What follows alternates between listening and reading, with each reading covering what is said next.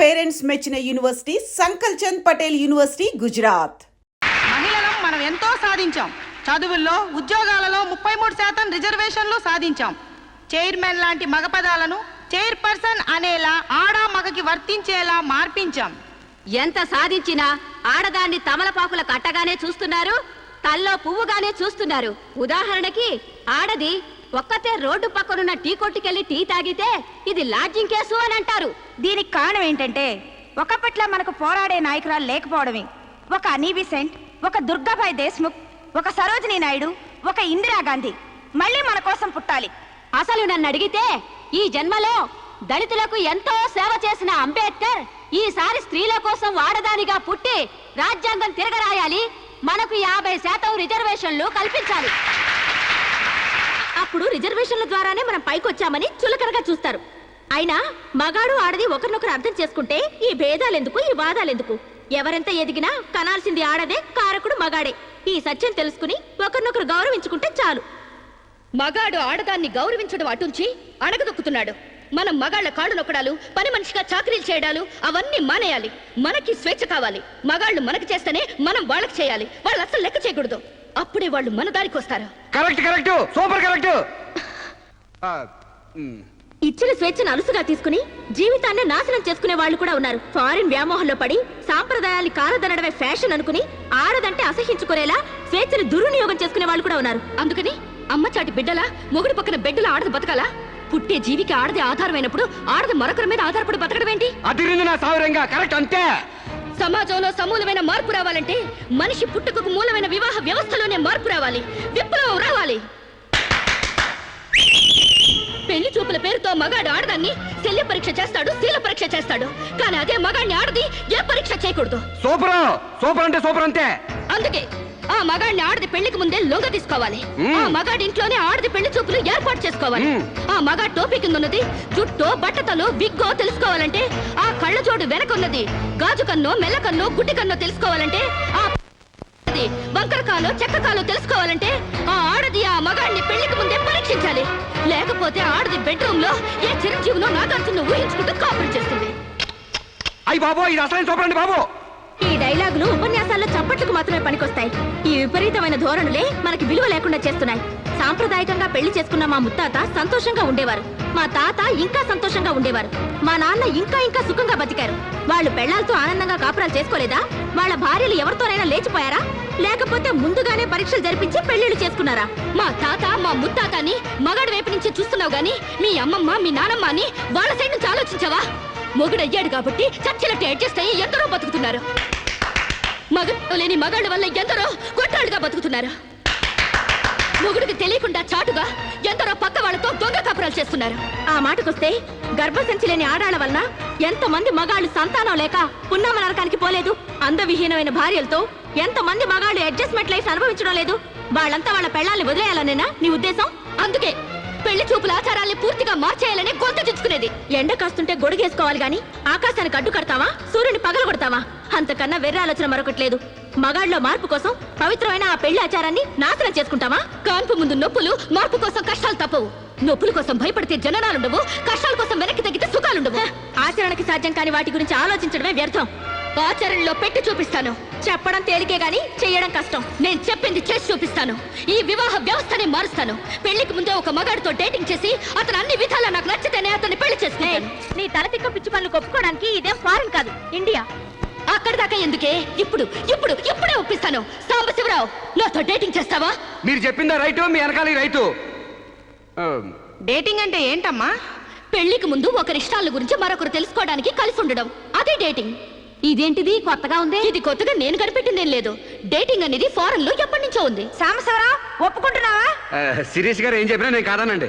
చూసావా, అప్పుడే మార్పు తేవడం స్టార్ట్ చేశాను. అంటే పెళ్లికి ముందే మీరు ఒకే ఇంట్లో కాపురం చేస్తారనమాట, ఒకరి పక్కన ఒకరు పడుకుంటారనమాట, ఒకరింగిలో ఒకరు తింటారనమాట. ఆఫ్ కోర్స్, మేమిద్దరు 6 నెలల పాటు ఒకే ఇంట్లో ఉంటాం.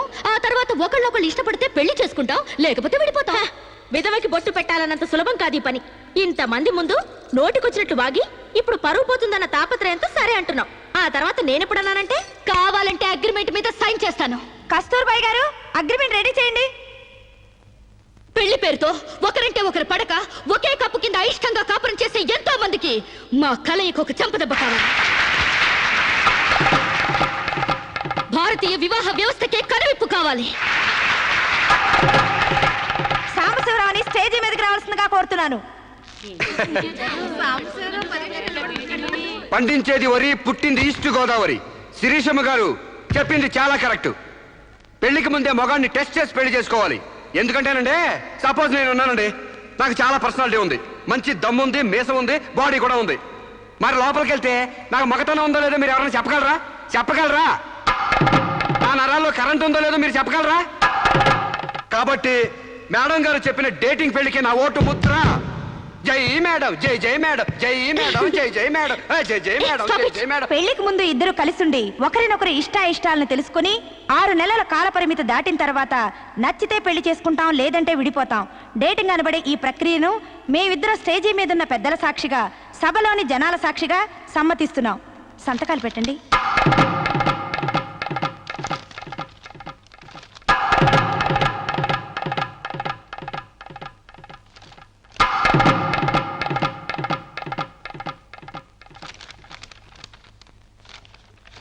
ఇక 6 నెలల తర్వాత మాకిష్టమైతే మీ అందరి సమక్షంలో మేము పెళ్లి చేసుకుంటాం.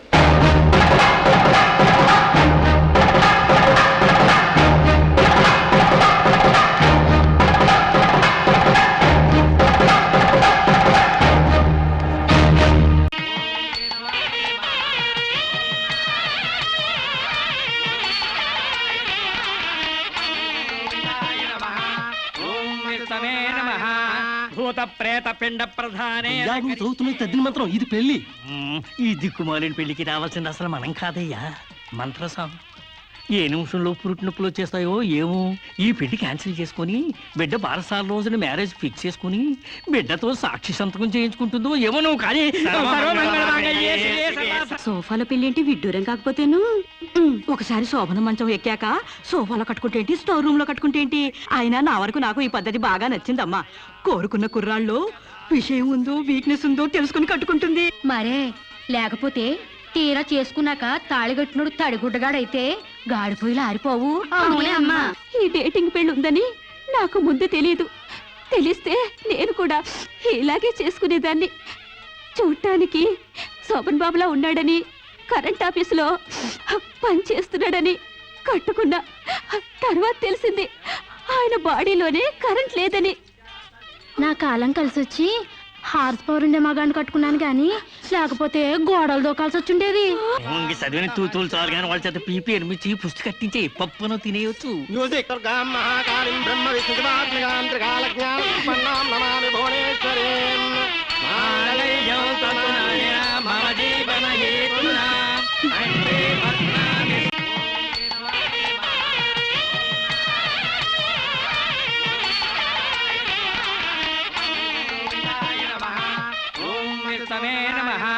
భూత ప్రేత పిండ ప్రధానే చదువుతున్న తద్దిన మంత్రం ఇది పెళ్లి.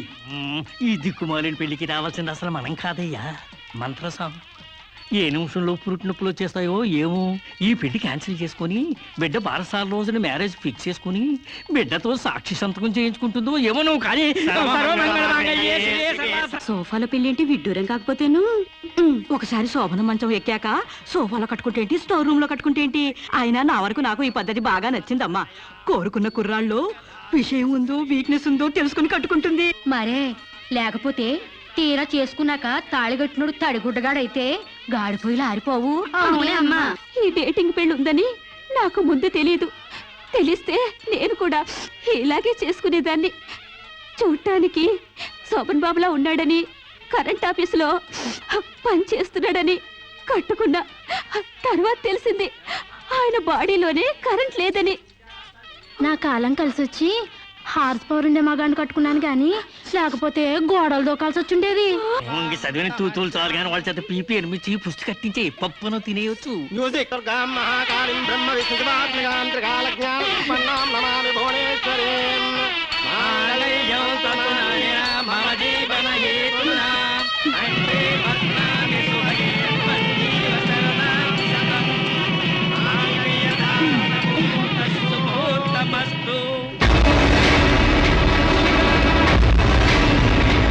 గాడ్రేజ్ బీరోలో భద్రంగా దాచుకో. ఏంటిది? నువ్వు నాకు నచ్చలా, అందుకే తాళిబొట్టు కట్టట్లేదు. ముహూర్తం టైంలో జోకులేంటి? Useless fellow. ఇంకొకసారి యూజ్లెస్ ఫెలో అన్నావంటే చెప్పుతో కొడతా.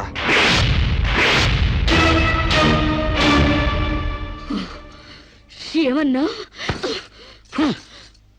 ఏ అర్థం కాలేదా? నువ్వు నాకు నచ్చలేదు, నేను నిన్ను పెళ్లి చేసుకోవట్లేదు. ఇంకొకసారి యూజ్లెస్ ఫెలో అన్నావంటే తోళ్ళు చెప్పుతో కొడతా అన్నా.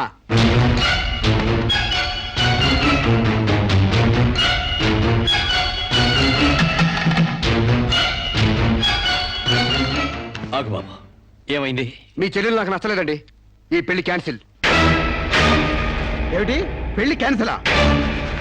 అవును, ఇష్టపడి డేటింగ్ పెట్టుకున్నావు. ఆ డేటింగ్ లో నేను పాస్ అయ్యాను, మీ చెల్లెలు ఫెయిల్ అయింది. నా ప్యాంట్లో ఉన్నవి వంకర కాళ్ళ మంచి కాళ్ళ, నాకు మగతనం ఉందా లేదా అని ఎక్స్రేలు చేసి మరీ పరీక్ష పెట్టింది. దాంట్లో నేను పాస్ అయ్యాను. నాకు పొద్దున్నే లేచి ఎక్సర్సైజ్ అంటూ ఒంగుళ్ళు దూకుళ్ళు చేసే పెళ్ళాం అక్కర్లేదు. తెల్లారగట్టే తలంటుకుని పొలానికి వెళ్ళే పెళ్ళం కావాలి. ఒళ్ళంతా కనిపించేలాగా బొట్టు కింద అరగజో, బొట్టు పైకి అరడుగు పిలుకలు వేసుకునే పెళ్ళం అక్కర్లేదు. ఆడదని తెలిసేలా 6 గజాల చీర కట్టుకునే ఆడది కావాలి. అట్టాగే నా కాబోయే భార్య సీతలాగా ఉండాలని కోరుకున్నాను. కానీ పెళ్లికి ముందే లాడ్జింగ్ సర్వీసులా నీ చెల్లెలు నాతో కడుపు చేయించుకుంది.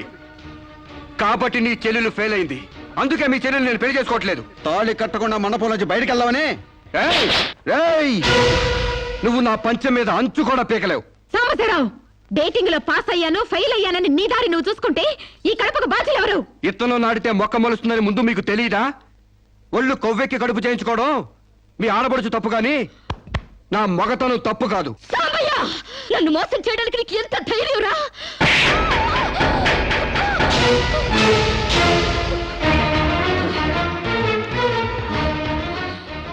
రారా పోరా నువ్వు అంటానికి నేను పడ్డానికి నీకు నాకు ఏంటే సంబంధం? ఉంటే గింటే అక్రమ సంబంధం తప్ప. అగ్రిమెంట్ ప్రకారం మరో 6 నెలల పాటు డేటింగ్ చేయాలి. ఇద్దరు ఒకరికొకరు నచ్చితే పెళ్లి చేసుకోవాలి, లేకపోతే విడిపోవాలి. నేను నీకు నచ్చాను, కడుపు చేయించుకున్నావు. నువ్వు నాకు నచ్చలేదు, విడిపోతున్నావు. ఇందులో నేను చేసిన తప్పేంటి చెప్పండి. Yeah tell me. ముళ్ళొచ్చి ఆకు మీద పడ్డా, ఆకు వచ్చి ముళ్ళు మీద పడ్డా, ఆకుకే పడుద్ది బొక్క, నాకే ఊడిది తొక్క. నా గోతికి చెమట పడ్డావు తప్ప.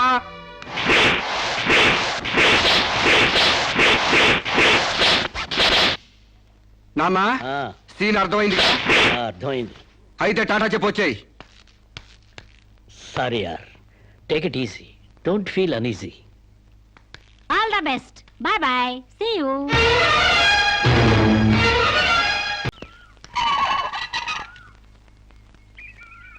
నేను జడ్జ్మెంట్ వాయిదా వేస్తున్నట్టు మీరు జర్నీని అర్జెంట్ చేస్తున్నారా? ఎంతైనా జడ్జ్ భర్త అనిపించారు. మీరు పాఠాలు నేర్పించకపోతే పిల్లలేం ఫెయిల్ అయిపోరు.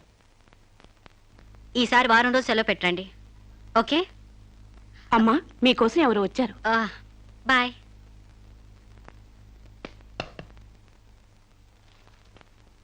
నమస్కారం అండి, నా పేరు సాంబశివరావు అండి. నువ్వు శిరీష తాలూకు మనిషివి కదూ? అవునండి. సారీ, నేను ఇంట్లో కోర్టు విషయాలు మాట్లాడను. నేను అందుకు రాలేదండి, కొన్ని సొంత విషయాలు మాట్లాడుకుందామని. సొంత విషయాలా? హాయ్, కొంచెం పర్సనల్ అండి. చెప్పండి. ఆ, అది మన ఇద్దరి మధ్య ఉండాల్సిన పర్సనల్ అండి. మీరు కాసేపు బయట ఉండండి.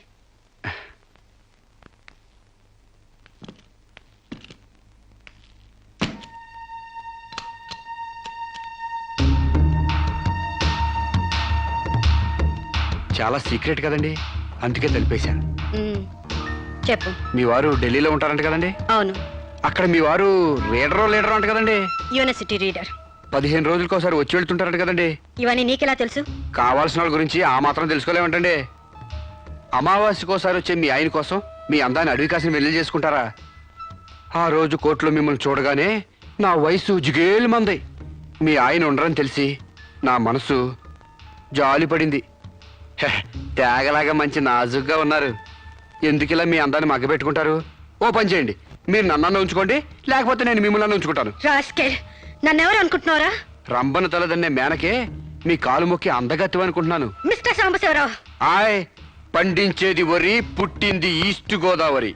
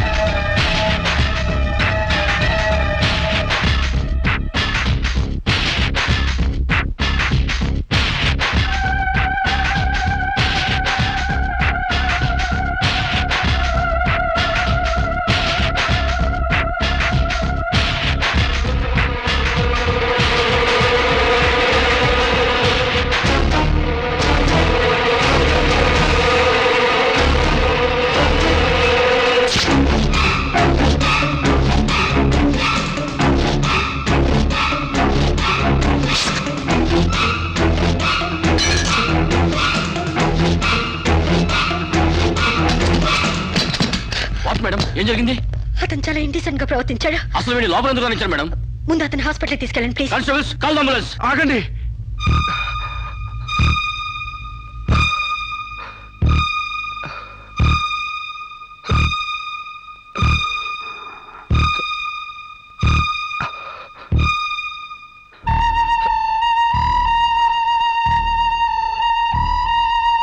భయపడకండి అమ్మా, మీరు నాకు తల్లి లాంటి వారు. ఇదంతా నేను కావాలని చేయలేదు. శిరీష్ నిర్దోషని చెప్పడానికే చేశాను. అవునమ్మా, శిరీష్ అమాయకురాలు. నా శిరీష్కి అనుకోలేకపోయినా ఆర్తన ఉంది. మమకారాన్ని అర్థం చేసుకోలేకపోయినా మానానికి విలువిస్తుంది. రాష్ట్రం కానీ రాష్ట్రం వెళ్ళొస్తేనే స్టైల్ పెరిగే ఈ రోజుల్లో 20 సంవత్సరాలు ఫారిన్లో ఉండొచ్చిన శిరీష్కి ఇతరుల్ని డామినేట్ చేయాలనే తప్ప వేరే ఆలోచన లేని పిచ్చిది. మీరు ఒక జడ్జి అయ్యిండు కూడా ముందు వెనక ఆలోచించకుండా రేపు చేయబోయి నన్ను కత్తితో పొడిచారు. ఎందుకు? ఆడదానికి ఇష్టం లేకపోతే స్వయానా మన్మధుడే దిగొచ్చినా అంగీకరించదమ్మా. నా శిరీష శీలం లేని ఆడదైతే ఆ రోజు వాడిని ఎందుకు చంపేది? హాయిగా వాడితోనే డేటింగ్ పెట్టుకునేది. మొగుడితో తప్ప పరాయి మగాడితో ఊహించుకోలేని ఆడతోనూ ఉన్న ఏ ఆడదైనా ఆ పరిస్థితిలో ఉంటే ఈరోజు మీలాగే ఆ రోజు శిరీష్ లాగా చేస్తుంది. ఎంత పచ్చి వ్యభిచారైనా ఇష్టం లేని మగాడి చేయి పడితేనే చేదరిస్తుంది. నా శిరీష్ సిగ్గు తెలియంది కానీ శీలం లేనిది కాదమ్మా. తను నా తమ్ముడిని ఏ డేటింగ్ పేరుతో మోసం చేసిందో అదేవిధంగా మోసం చేసి తనలో మార్పు రావాలని నాటకం ఆడాను. అవును మేడం, శిరీష్లో మార్పు తేవాలని నేను సాంబశివరావు కలిసి ఈ నాటకం ఆడాం. ఆమెలో మార్పు సాధించాం. కానీ లాస్ట్ మూమెంట్లో మర్డర్ కేసులో ఇరుక్కుంది. మీరు శిరీషకు కటింగ్ శిక్ష వేయబోతున్నారని తెలిసి అతను ఈ రేప్ ప్లాన్ గురించి నాతో చెప్పాడు. మీకు తెలియంది కాదు కానీ చెప్తున్నాను. రేపుకు ఉరిశిక్ష వేయాలని చట్టాల మార్పు కోసం ప్రయత్నాలు జరుగుతున్న ఈ రోజుల్లో రేపిస్ని చంపటం కనీసం చిన్న నేరం కూడా కాదని నా నమ్మకం. దయచేసి నా శిరీష్ని కాపాడండి. నా శిరీష్ని కాపాడు.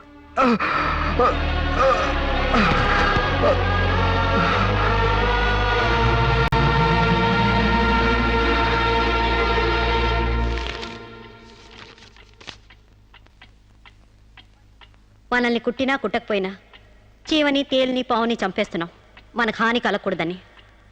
శిరీష తన మానానికి హాని వాటిల్లిందని ఒక చీడ పురిగిని చంపింది. ఒక పథకం ప్రకారం ముందు వేసుకున్న ప్లాన్ ప్రకారం చంపలేదు కాబట్టి ఆ క్షణానికి ముందు హతుడు ప్రకాష్కి ముద్దాయి శిరీషకి పగలు ప్రతీకారాలు లేదు కాబట్టి ఆమె ఇంటెన్షన్గా అతన్ని గాయపరచలేదు కాబట్టి ఈ కేసుని కొట్టివేస్తున్నాను. 100 మంది దోషులు తప్పించుకున్నా ఒక నిర్దోషి కూడా శిక్ష అనుభవించకూడదు. న్యాయమూర్తి కోర్టు ద్వారానే కాదు, ఎలా తెలిసినా సాక్ష్యాలు స్వీకరించాలి. తనిస్తున్న ఏ తీర్పైనా పూర్తి నమ్మకంతో ఇవ్వాలి. ఈ 3 సూత్రాలు ఆడదానికి 3 ముళ్ళ మంగళసూత్రాల న్యాయమూర్తికి పవిత్రమైనవి. ఈ సూత్రాలపై నమ్మకంతోనే ఈ తీర్పు చెప్తున్నాను. సాక్ష్యాధారాలు పరిశీలించిన పిమ్మట శిరీష తన నేరాల్ని అంగీకరించిన నిర్దోషిగా ఆమెను విడుదల చేస్తున్నాను.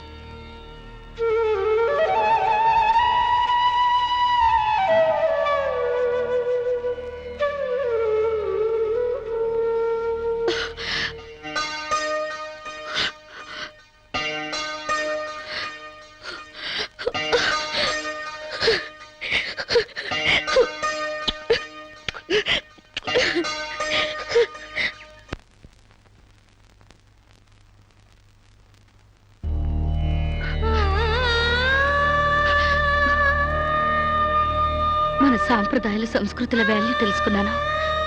నేను మారిపోయానండి. నన్ను క్షమించండి ప్లీజ్. ఇంతకాలం మేం ప్రయత్నించింది నీలో ఈ మార్పు కోసమే కాని నీ చావు కోసం కాదమ్మా. నువ్వు చిన్నప్పటి నుంచి విదేశాల్లో పెరిగావు కాబట్టి అక్కడ యువతీ యువకుల్లో ఉన్న డేటింగ్ అనే పద్ధతిని ఇక్కడ కూడా అవలంబించాలని చూశావు. కానీ ఈ పవిత్ర భారతదేశంలో వివిధ రకాల మతాలు, కులాలు, భాషలు ఉన్నా ఒక్కొక్క దానికి ఒక్కొక్క రకం కట్టుబాట్లున్నాయి. ఆ కట్టుబాట్లకు అనుగుణంగా మసులుకోబట్టే మేమందరం ఎంతో ఆనందంగా కలిసిమెలిసి బ్రతుకుతున్నాం. కానీ వాటిని నువ్వు అగౌరవపరిచావు, హేళన చేశావు. ఈ దేశాన్ని, ఈ మనుషుల్ని అర్థం చేసుకోలేకపోయావు. అటువంటి నీకు మన గొప్పతనం చెప్పాలని, నీలోని మంచి మనిషిని బయటకు తీసుకురావాలని మేము ఈ నాటకం ఆడాం. మా నమ్మకం వమ్ము కాలేదు. భారతీయ సంస్కృతి సాంప్రదాయం గల అమ్మాయే మా ఇంటి కోడలుగా రావాలనుకున్నావు. అలాగే నువ్వు మా ఇంటి కోడలు అవుతున్నావు. నిజంగానా